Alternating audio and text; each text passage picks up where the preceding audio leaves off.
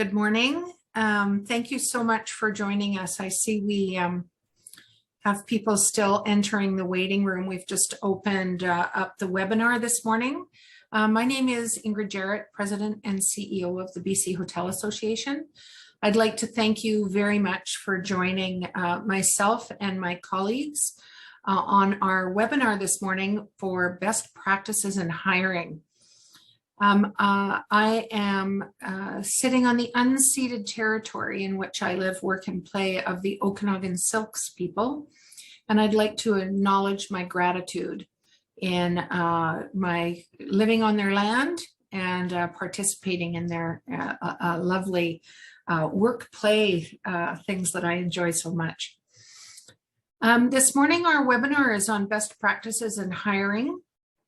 And I know right now our number one, other than this pandemic that we're all enduring, is our workforce challenges. And we have two incredibly close partners in solutions and best practices this morning that I would like to introduce you to. Really, the focus for us today is hiring and then retention. Now, we will have a Q&A at the end of this webinar, and so I'm going to ask you please to use the Q&A function at the bottom of your screen. We will vet the questions during the question and answer period, and if for any reason that we're not able to answer your question due to time constraints, we will follow up and do our best to provide the answers for you. In addition, this webinar will be made available and will be distributed for you so that you can share with your teams and actually use some of the best practices that Ginger and Nikhil will be introducing to you. So may I now introduce Ginger Brunner with Go2HR. Ginger is our senior HR specialist, and we work very closely with Ginger and her team at Go2HR. You're just extraordinary partners, and I need to thank you, Ginger, very much for stepping up and agreeing to share your wisdom and the information today with our industry. And I would also like to introduce Nikhil Thomas with WorkBC. Over the last many months, we have developed a relationship with WorkBC, really looking at alternative sources for our industry and partnerships to support best hiring practices and ensuring that we're matching jobs with potential employees. So Nikhil, he is our job developer with WorkBC out of Richmond. Nikhil, thank you so much for joining us today. Thank you, Greg. And I believe now, Ginger, you'd like to run through the agenda and get on with our best practices. So over to you.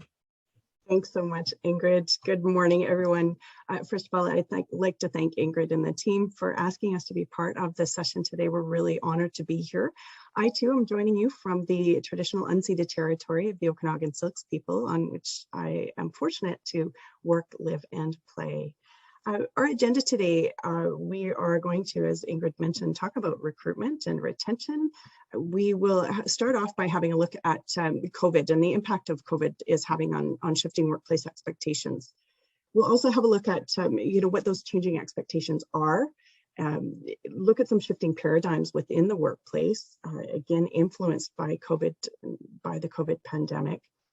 What this all means for recruitment and retention, provide you with some tips and practical information that you can use, hopefully, and take it back to your workplaces. And looking specifically at things like job postings and how can we incorporate this information and these changes into what we're doing, not only for our recruitment methods, but also things like our job postings. We'll talk a bit about retention, again, using this information, and also tapping into some of the untapped labor pools or the alternative labor pools.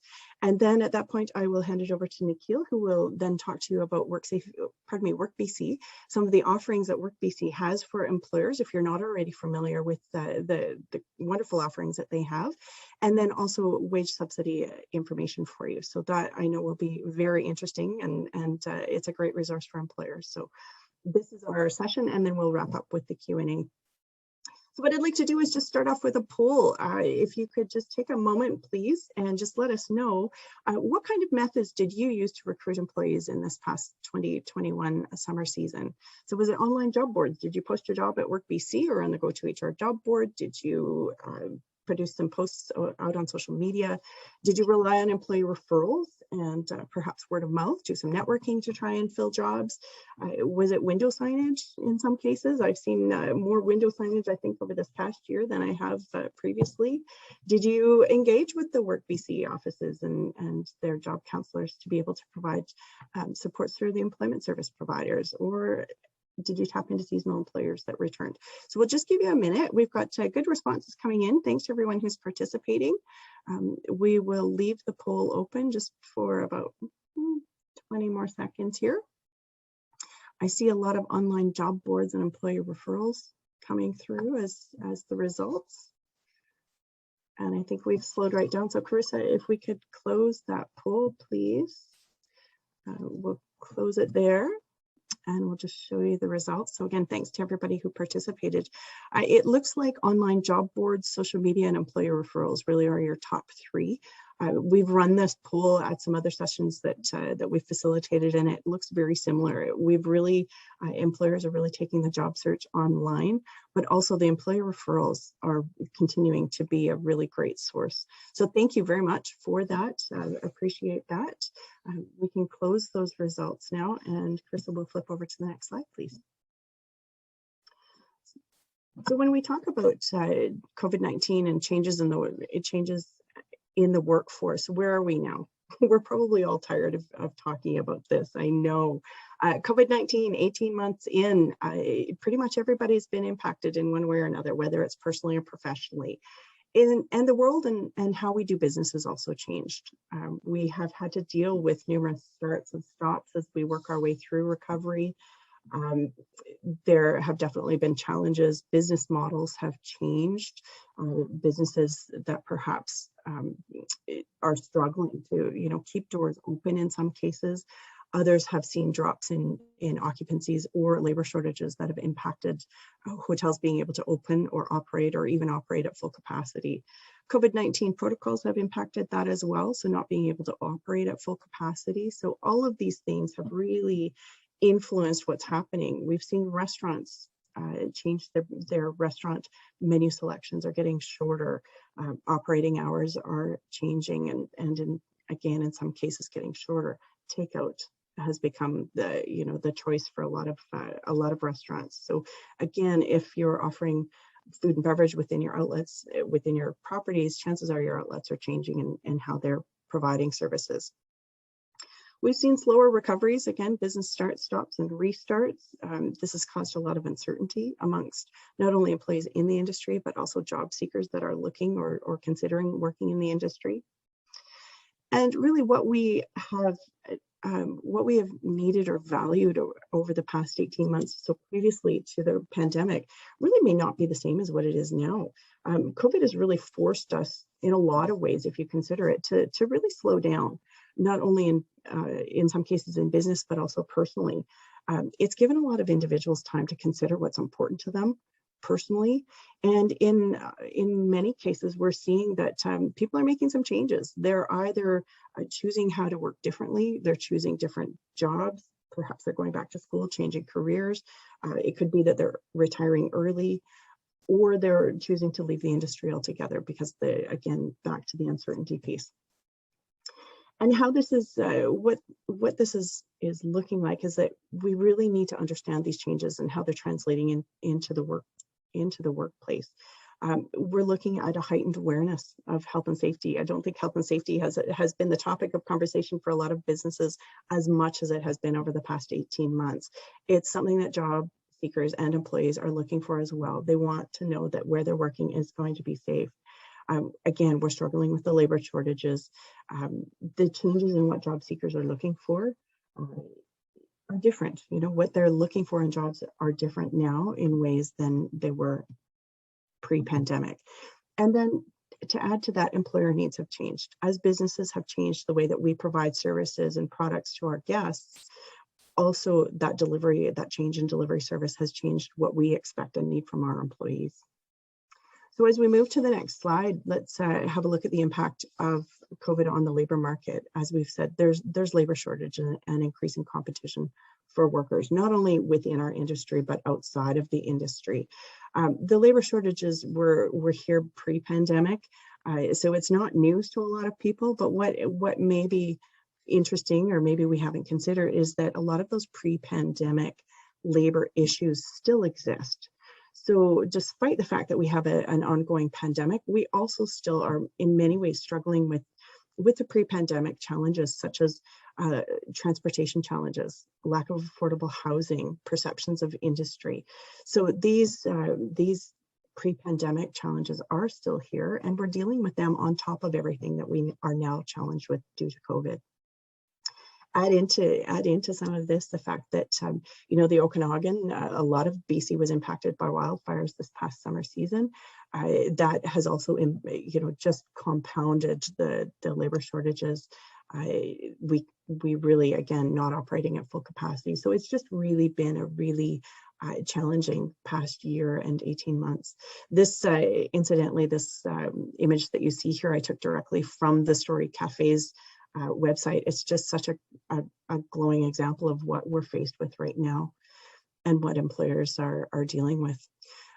COVID has impacted diverse groups in ways. Some research that is out there is showing that that single parents have again been impacted.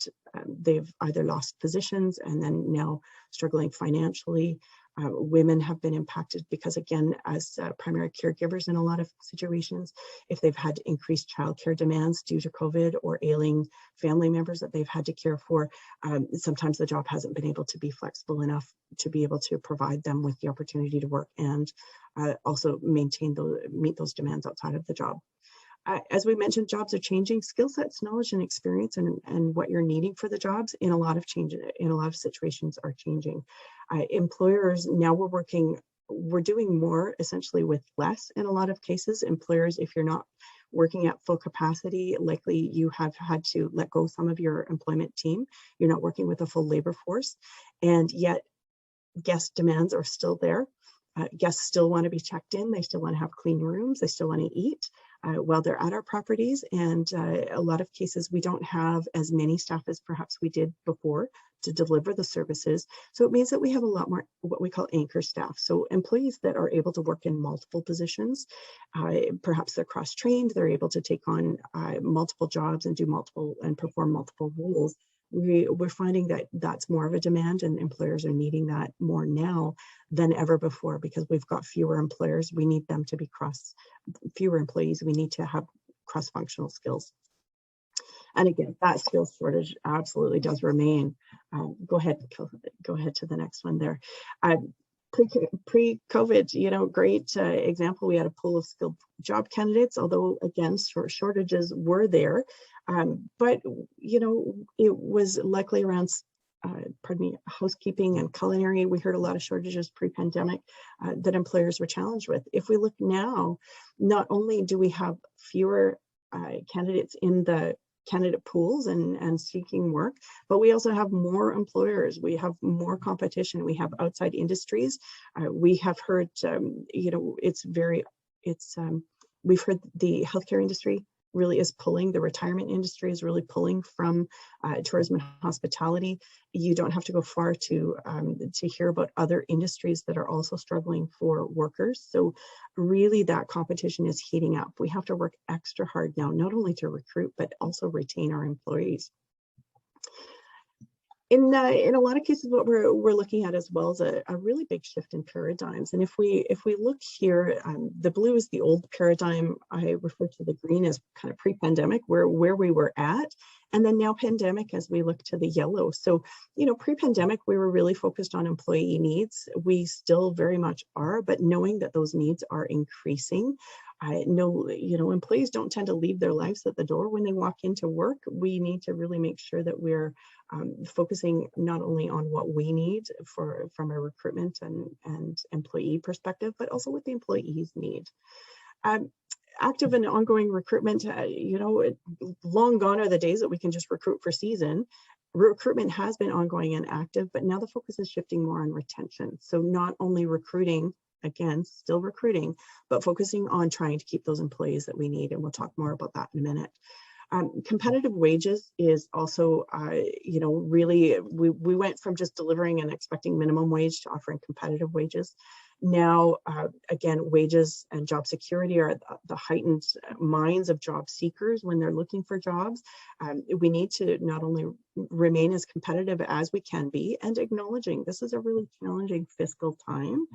Fiscal environment is it's a tough one out there, and you know, you may not be able to offer top wages. However, consider all that you can offer and what we call total compensation. So there's other things that you can do. Wages, again, pay the bills and will be the thing that a lot of job seekers are looking for, but consider what else you can offer.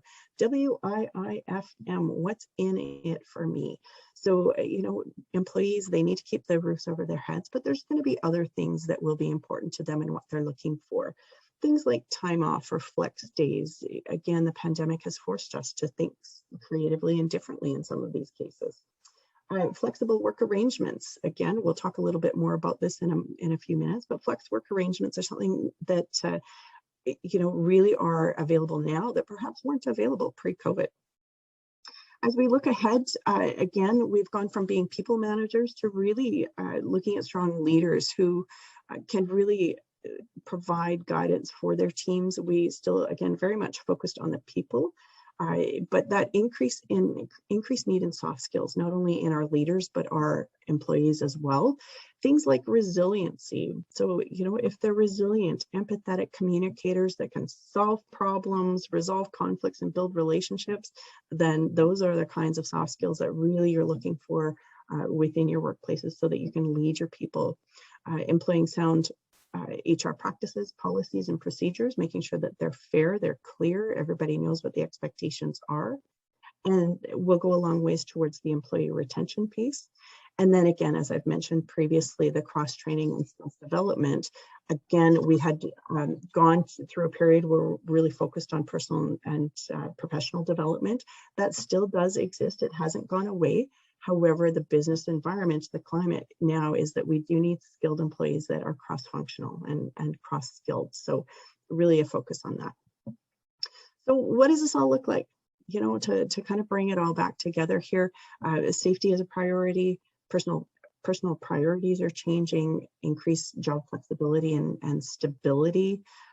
Really our focus is for people. There's a desire more now than ever for communication and information.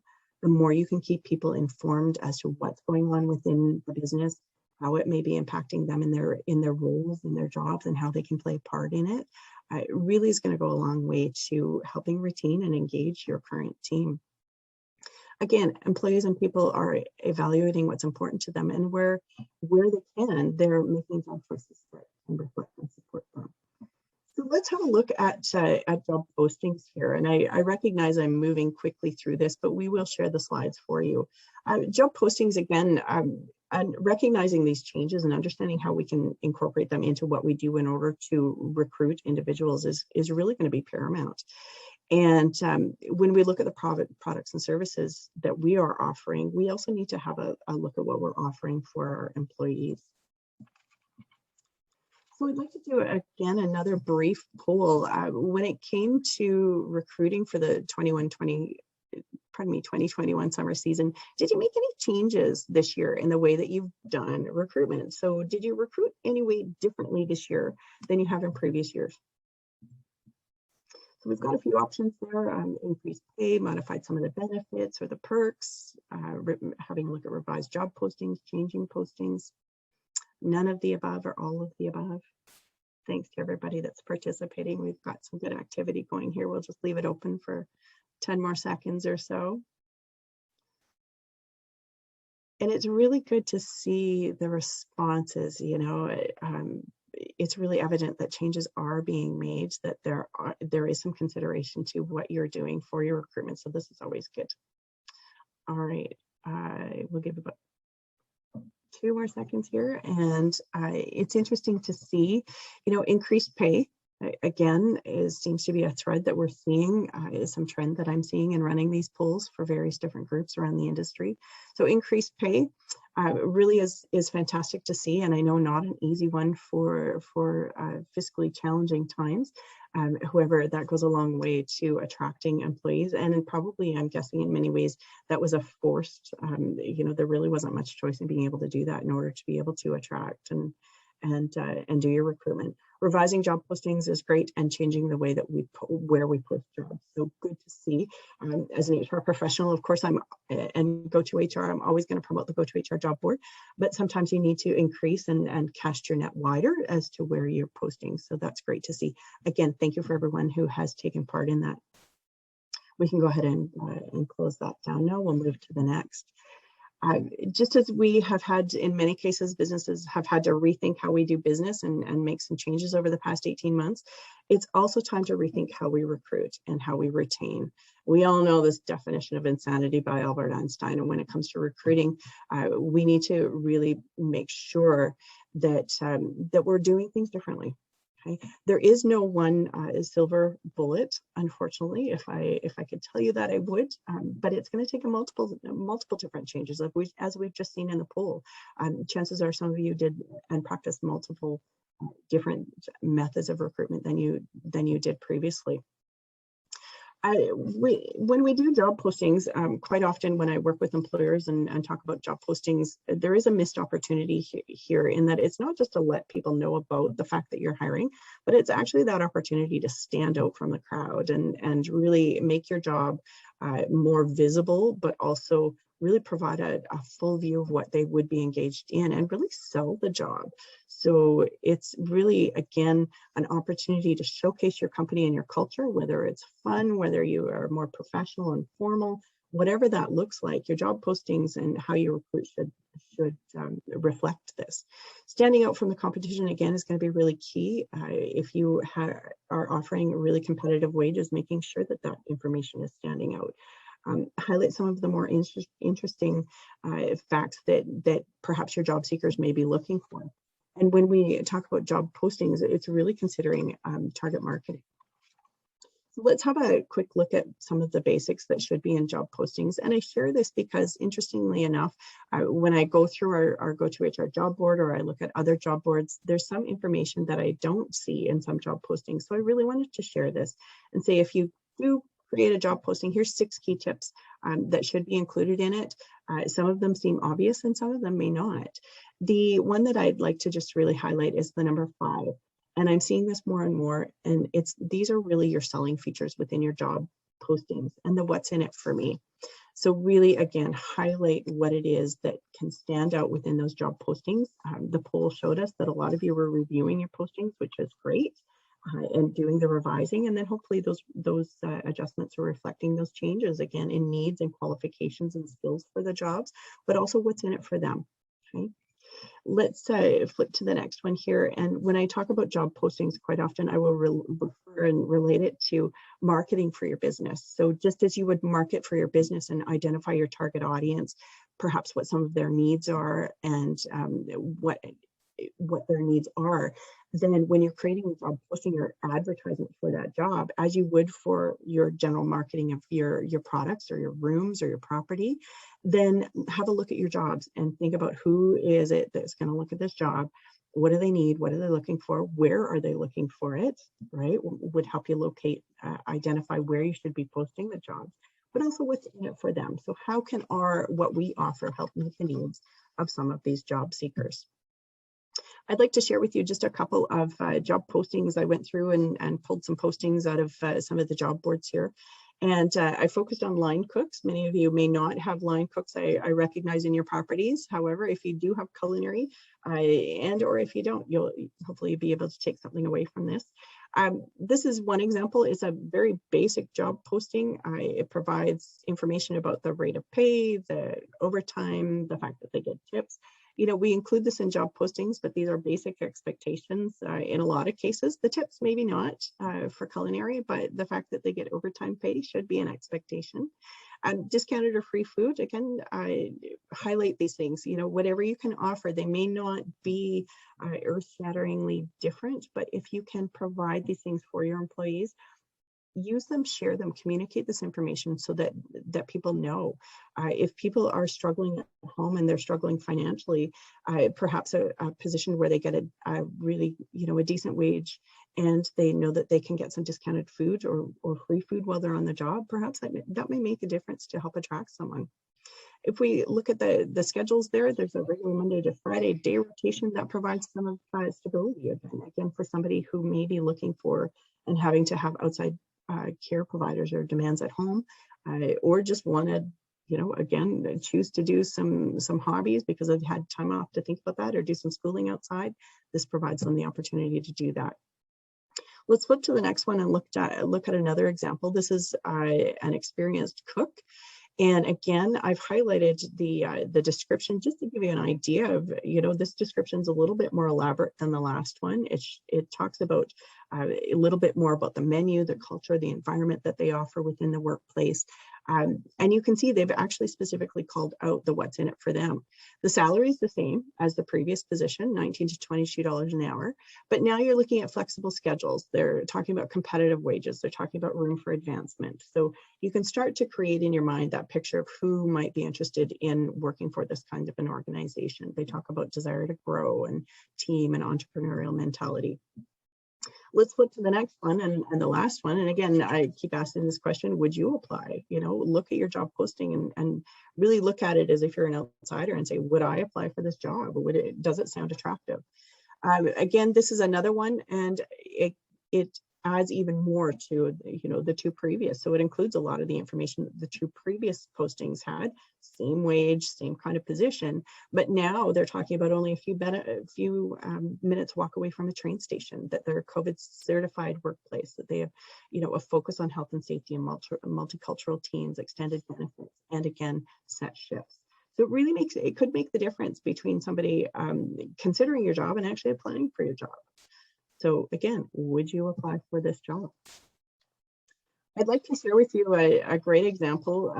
This one appeared on our job board, on our GoToHR job board a few years ago, and it's just such a good one from Brentwood Bay. It actually made our team sit back and go, whoa, is this real, or is this, or, you know, are they being funny? This is a great example of how you can use a job posting to reflect your workplace culture, to have a little, you know, Brentwood Bay has had a little fun in poking some fun with the perceptions of industry. So the fact that, you know, kitchens are hot places to work. You can see in the about you, you don't know what it's like to not be in a constant state of stress. You run on energy, drinks, and coffee because sleep is overrated. You know, that sets the tone for the role. But as you work through the job posting, they talk about all of the things that they offer, that they work under the guidance of a chef that respects his team, that they offer, you know, that they offer good hourly wages, benefits, gratuities, etc. So, you know, it's, again, it's one approach to a job posting that I like to share because it's a little bit out of the box, and it's always nice when we can look at things a little bit differently. Let's move on to talking about employee retention. So really, again, employee retention, when we talk about that, it doesn't mean holding on to every single one of your employees. When I used to work in hotel properties, I used to tell my managers, there is such thing as positive turnover. There are some employees that do need to leave for their, you know, perhaps it's just not the right fit for them. However, in where we are now, we're trying to keep as many employees as we absolutely can. We still want to choose the best employees, right? We want to keep those top performers. And how do we go about doing that? In Superhost, our Superhost program fundamentals, we really take participants through the learning. So the Foundations of Service Quality program, we actually go through the guest journey, and we have participants look and consider every step in that journey of a guest through your, you know, between the times they make a reservation with your property to experience your property to the time that they leave. We should be really looking at our employee experience from the same position, from the time that they apply or we post the job to the time that they actually leave. What are we doing so that we can really encourage and enhance that experience so that everyone has a really positive experience to do their best work, to contribute to a positive work experience, if you're seasonal, to have them want to come back next year, and then also to become your promoters and influencers for your business. So encouraging others to come and apply so that they can come and work for you. In order to be successful, whatever you do from a recruitment or retention activities, they need to be meaningful for your teams. And one method that I always encourage is if you're not sure, you can always ask your employees. You know, don't sit around a room or a boardroom and try and think about what it is your employees would be meaningful for them. Actually ask them. And the more you have conversations with your employees and the stronger relationships you have with them, you'll have a sense of what's valuable to them and what's meaningful. But again, if you don't know, ask them. And there's two questions that I typically encourage employers to ask, and we won't go through this and do this as a poll, but I would encourage you to ask this. Okay, sorry, let's go ahead and just take very quickly. If I were to ask your top performing employees what they enjoy most about working in your business or their job, what would they tell me?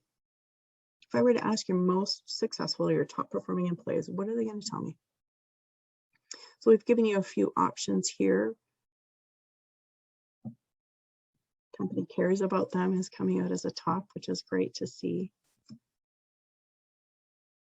We've given you a number of options here. There's other. I encourage you to go ahead and comment in the chat if you like to. We'll give you about 5 more seconds to just have some answers there. Again, thanks to everyone who's participating. One of the others is that people, they work with the people in the environment provided. So thanks for that. Yeah, co-workers and relationships that they have in place is an important one too. Let's go ahead and close the poll. I'm feeling that companies care about them, enjoying the work, and also the colleagues, the team. I once had the privilege of working in a hotel property, and the number one thing that showed up every year on the employee opinion survey was the fact that we offered family. Everyone felt like they were family in the organization. Thank you again. Andrea has said alignment between the mission and the alignment with the mission and the organization. So that's really key. So if employees are feeling that they belong where they are, they're more likely to stay. We won't do the next one as a poll, but I will just share this one with you briefly and flip that question around. If I were to ask you what they enjoy least about their job, it may be that there's concerns around job security. Maybe it's the fact that they have to deal with really challenging tests right now. And again, this information that you collect from them, you can use to really inform how you recruit, what kind of information you use. If your employees are really enjoying the fact that they get a top level of pay on the job, or they enjoy the interactions with their colleagues and strong leadership, then provide that information in your job postings. Share that information so that job seekers know what to expect when they come. Essentially, this can help you inform what you need to start doing, stop doing, or do more of. And I would encourage you, a lot of what I'm saying here sounds like a bit discouraging. Not at all yet. There are a lot of really good practices happening out there in the workplaces right now.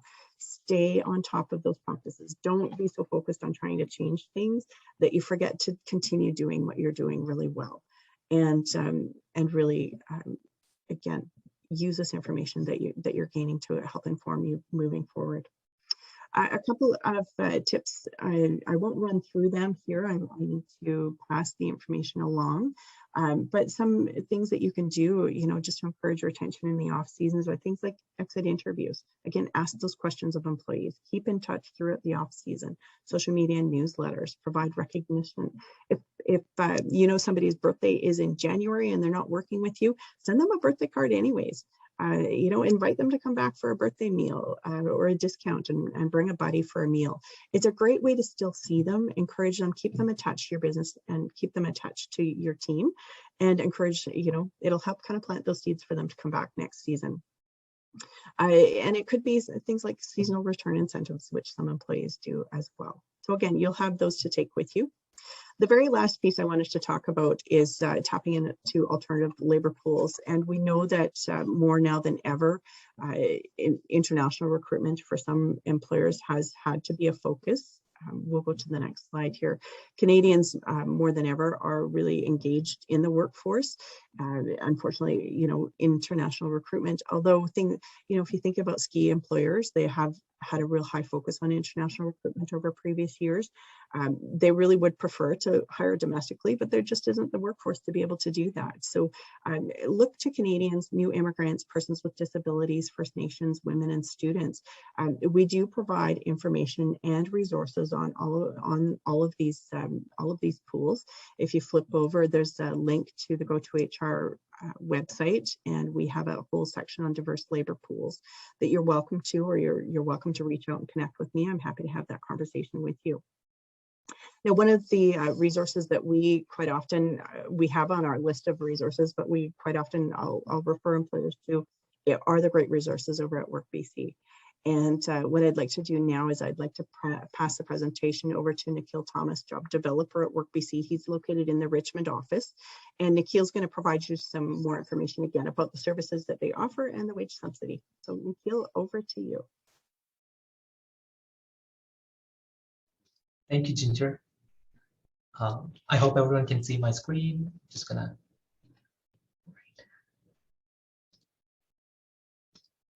That's great, Nikhil. Thank you. Right. Happy Thursday, everyone. My name is Nikhil Thomas. I work as a job developer with WorkBC Center in Richmond. We have two locations in Richmond. So I work out of the number 5 and Stevenson Highway. People who are familiar with Lower Mainland, Stevenson's Highway is where I am located. And that term, job developer, some of you may probably think, it has something to do with the software development, but which is not really the term that we meant to use for. It is actually the term that we developed. That means we wanted to create a position. So it's more like a carving a position within a company. And so we wanted to help out the candidates who are looking for work. And I myself, like as a job developer, being the bridge between the employer and the candidate. So it's more like, sharing the job leads with the candidate, introducing them to the employer. That's what I do. The reason why I explained about job development is there are a lot of terms being used for the same title.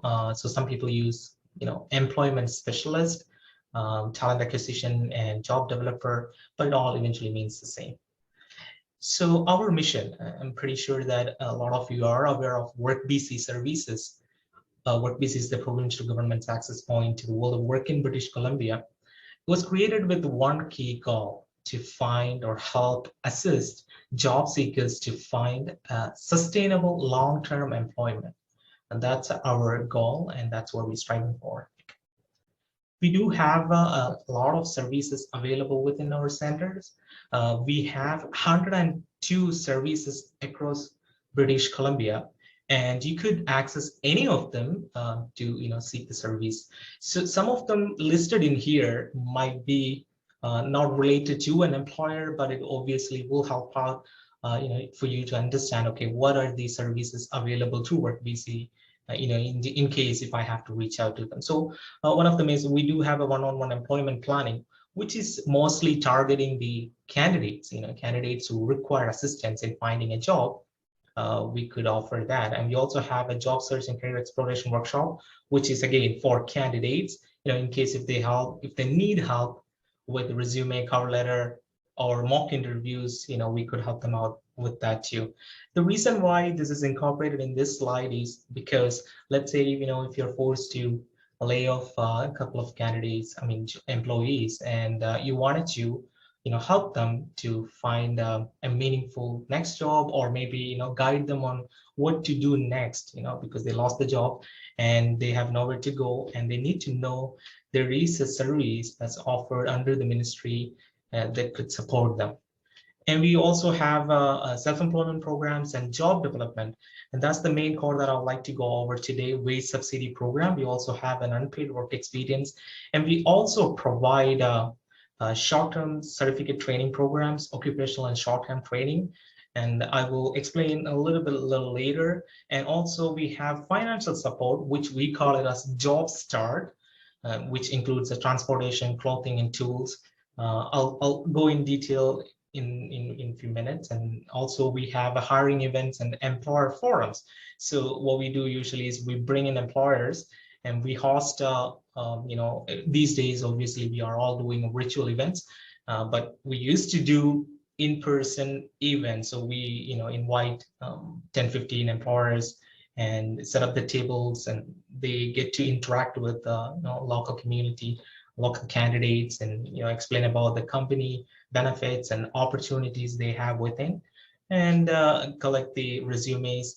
And so it's more like a preliminary introduction kind of thing. And then later on, they get to submit the application directly to the company, and the employers can reach out to them afterwards.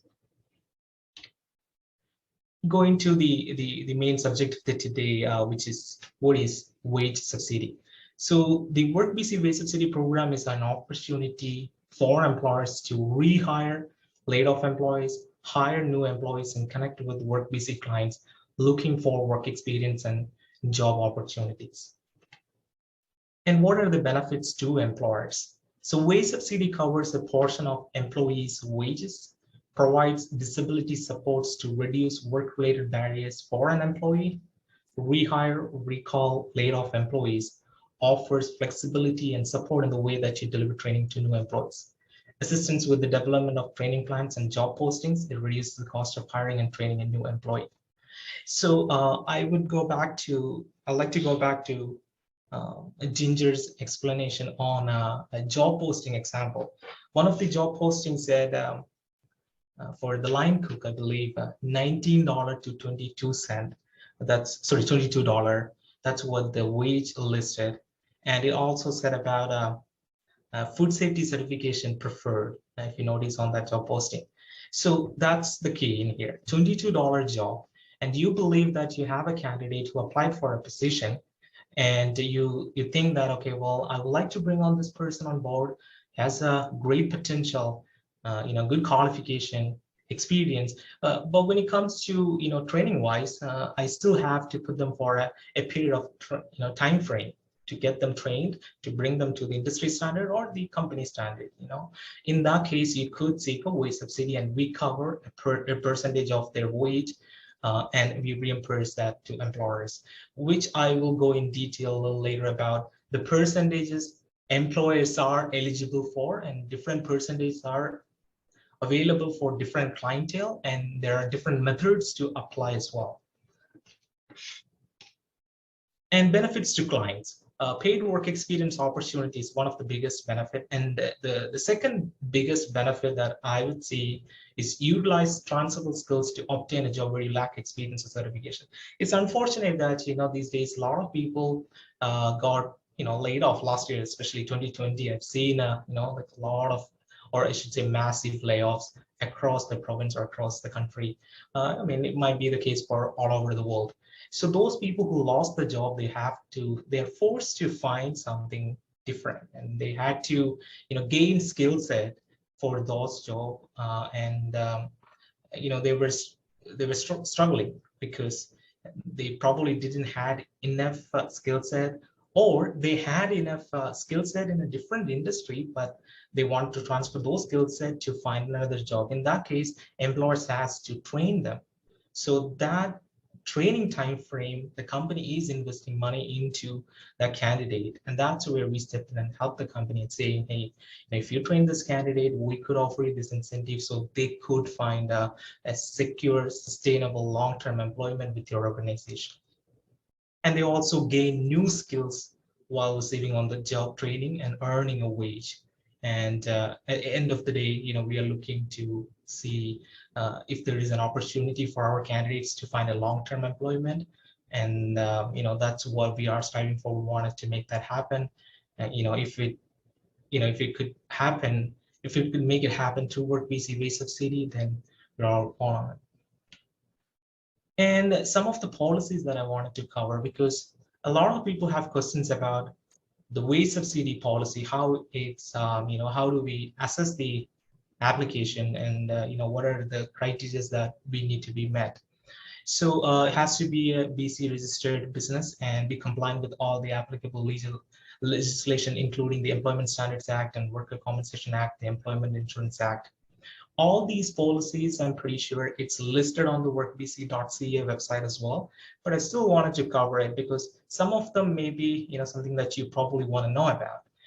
One of the key eligibility criteria that you wanted to know of is offer a full-time position, which is approximately 35 hours per week, unless the client has a special need for a few hours per week, and this need to be documented. So I'll go in detail about that in here, because there are two types of wage subsidies available through WorkBC right now. One is WorkBC Match, which means we identify a candidate for your business. So as a business owner, as a business HR, you reach out to us and say, hey, Nicole, we would like to, fill in these and these positions, and you send us a job description and let us know you are actively recruiting for that position. The first thing we do is we search it on our database. So it's more like an HR firm, but we are not a recruitment company. So what we do is we search it through our data pool, find if we have any eligible clients or someone who has transferable skills, who might be a right fit for that job. And we get back to the HR and say, hey, here is a candidate. And, if you're interested in interviewing, you could, go ahead and do that. In that case, we call it as WorkBC Match. We identified a candidate for you. The second type of wage subsidy that's available is called Employer Identified Wage Subsidy, which means you post a job online, you identified a candidate, but you believe that the candidate has to undergo for training, you need an incentive to cover the cost. Yes, you could apply as well.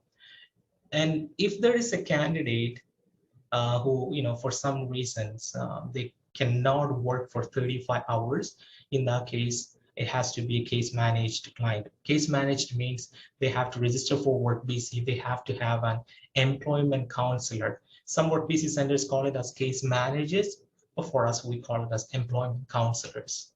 And once they register through WorkBC, for both scenario, the candidate has to register for WorkBC services, but one is they have a specific employer counselor associated with their profile. That's the only difference here.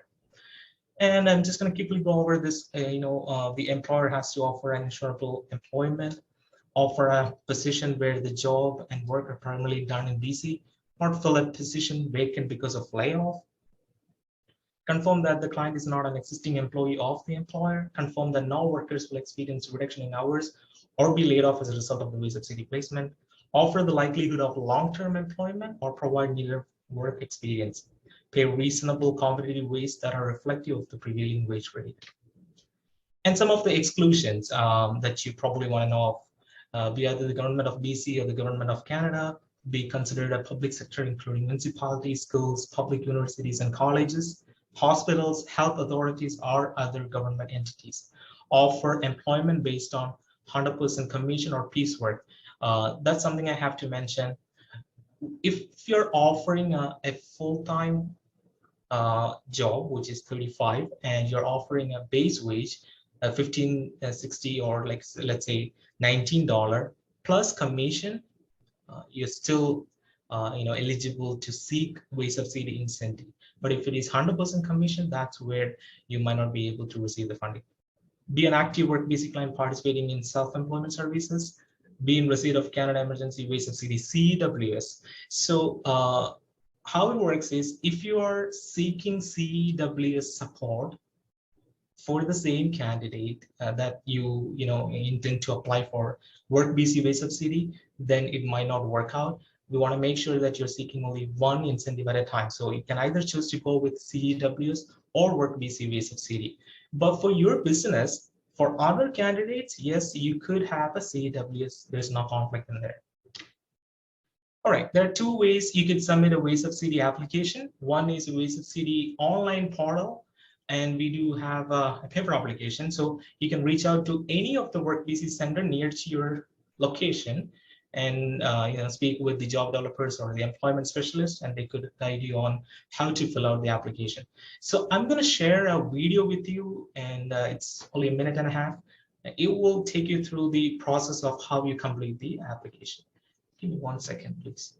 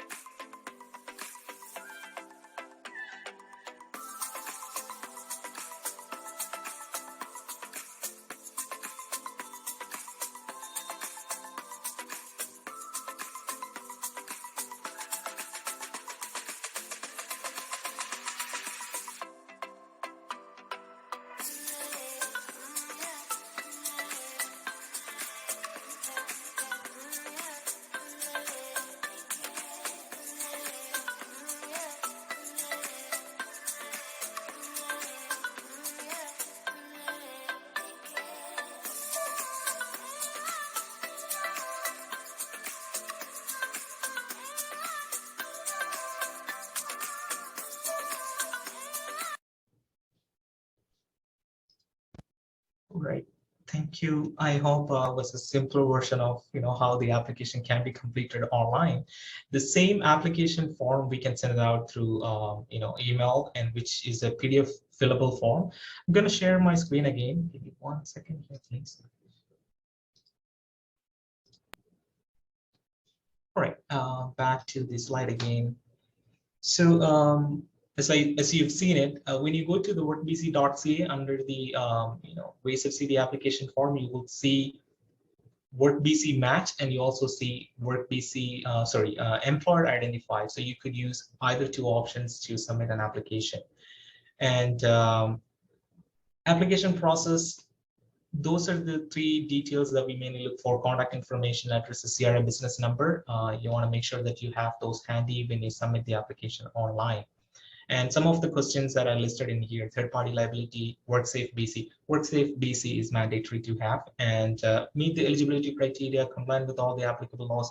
So that application form is very self-explanatory. When you go through it, it will ask you for more details. And once you complete the application, I'm not referring to the online one. Online one is something that you submitted to the WorkBC Center, and thereafter WorkBC Center will reach out to you and gather more information. We do not ask for a CRA document or taxation document or total net income, any of those things. So that's the difference between the CEWS and WorkBC Wage Subsidy. We do not ask for tax documents. And job start is something I just want to cover that too, because as I mentioned earlier, we do provide some of the cost that's incurred with the job, especially when a person start a new job, there will be costs associated with it. And so if they're needing some sort of work gears, like a hard hat or high vest or jacket, or if they need a steel toe boot. Some people require, some good jackets, in working different environments. We could cover some of the costs for sure. We also have something called short-term orientation and certificate, STOC. And why is it important to know? Like I mentioned earlier, referring to Ginger's job posting. If you're an organization that requires serving it right, food safe, to be completed by the candidate, we could cover that cost. Eligibility criteria applies, of course. They have to register with the WorkBC and meet with the employment counselor. It's all in there. For the job start, this process, they not really need to see an employment counselor, but we do have a different procedure in place. So what we wanted to make sure is they are aware, candidates are aware of this process, and they reach out to us before they start the employment so that we can guide them and help them out. And if they are eligible, once we review the eligibility, if they are eligible, we could send them off for training. And I also wanted to share one more detail in here.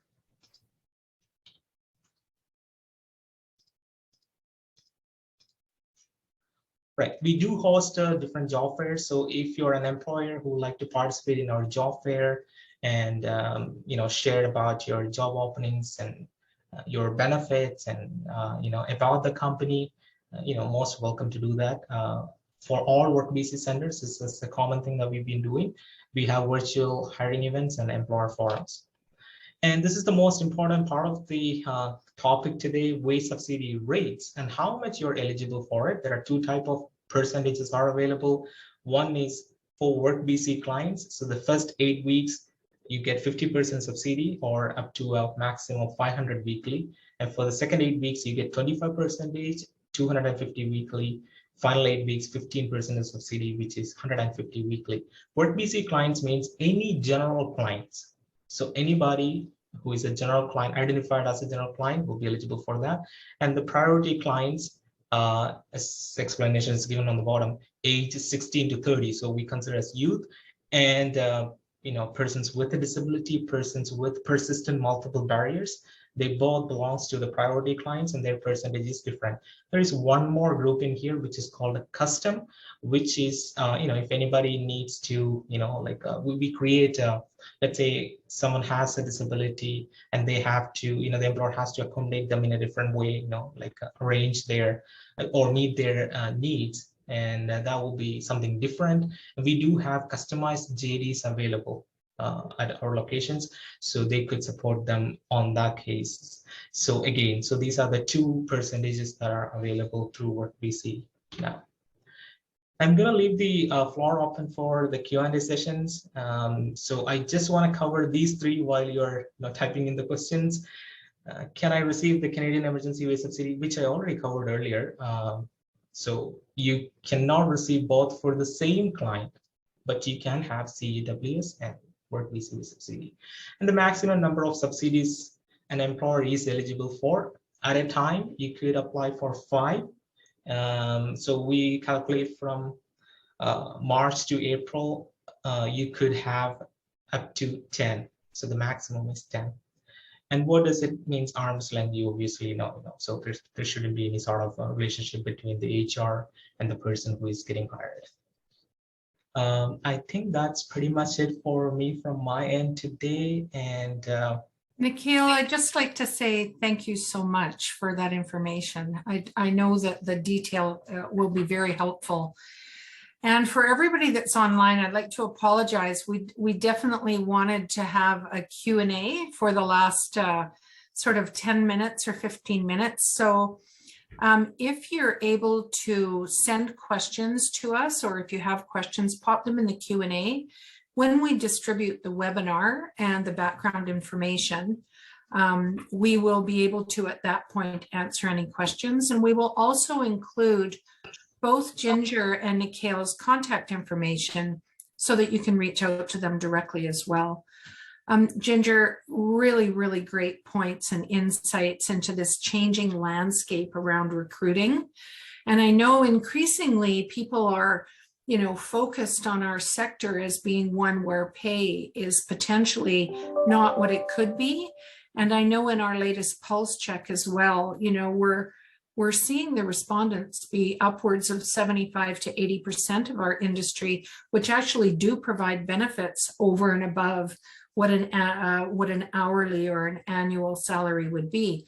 And I think it really behooves us to look at that together as partners to say, how do we actually value that compensation and at the same time provide those skills and best practices for employers and partners such as Nikhil to be able to ensure that we do have access to underemployed people and we can get people back in our communities with our industry. So I know we're sitting right on the top of the hour. Ginger, if you have a last parting comment, we'd appreciate that. And those of you that have the Q&A questions, we will in fact be in touch to ensure to answer them for you. Thank you. And thanks to everyone. Thanks, Ingrid. Agreed. The polls are showing that the wages and that there is a consciousness around and a focus around increasing wages where possible. I think there's an opportunity definitely to better communicate the fact that wages are not bottom of the barrel. Employers are doing their very best. They're working hard to provide for their employees, to take care of their employees. Again, thanks to everybody that is out there working hard on the front lines. It's not an easy time. We appreciate your time. Please keep up the great work that you're doing to support the industry, and we're here to help. So thanks again for having us. Yeah, thank you, Ginger. Thank you, Nikhil. Thank you very much. Ingrid, and all the best. Before we wind up the session, I just want to say a word of thanks to Carissa, Samantha, Mike, and yourself, Ingrid, and Kelsey, for such a warm welcome, and including WorkBC. I did so a few questions for WorkBC Center. That's why I left my email address in there. Please reach out to, regardless of which location you are from, give me a call or shoot me an email. I'm happy to answer all your questions. Once again, thank you so much. Thank you very much. Stay safe, and reach out with any questions you may have. Thank you. Thanks, everyone.